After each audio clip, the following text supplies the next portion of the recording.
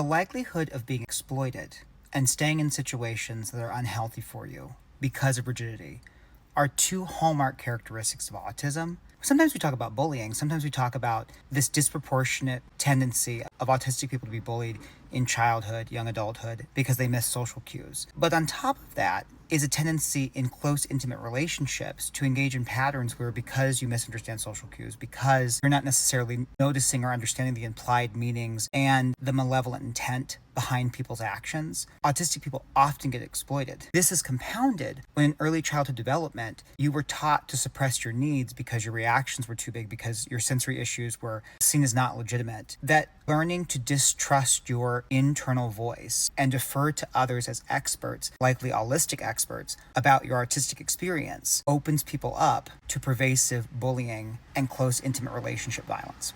For people who don't necessarily exhibit verbal deficits, who have become masters at masking, they don't see issues with misinterpreting autistic social cues as being an arena that can be clinically significant in determining autism.